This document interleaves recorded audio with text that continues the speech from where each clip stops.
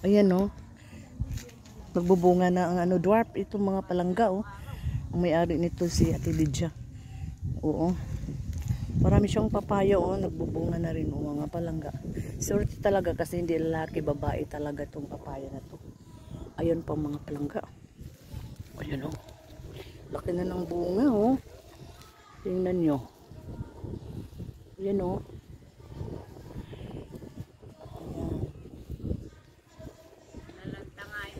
Ito naman, lalanta. Alam nyo kung bakit mga palangga. Ayan o.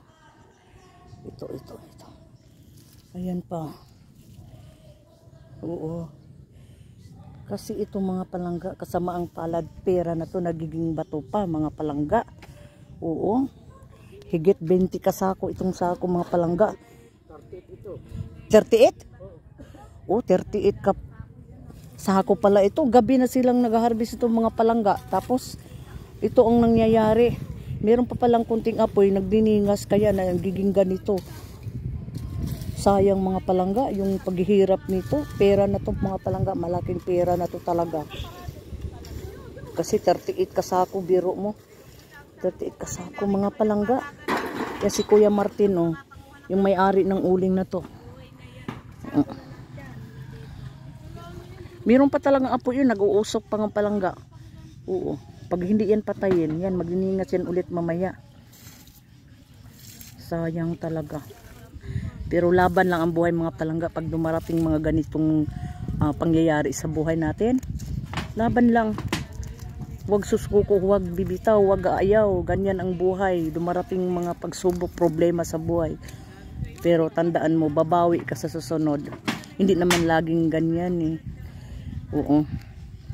Kaya, huwag matinag, magpakatatag. Isipin nyo, hindi kayo nag-iisa sa buhay. Kasama nyo ang Diyos sa buhay. Laban lang mga palangga. Oo. Ayan o, yung inaharbisan nila kapon. Gabi na isang natapos sa mga palangga. Ayan. Eh, maagang-maaga si Ate Lydia dito nagbubuhos ng ano. Siguro mga 2 oras yung naghuhos ng tubig dito. Hindi talaga mapatay-patay. Pawis na pawis si Ate Lydia, nakita ko kanina. Parang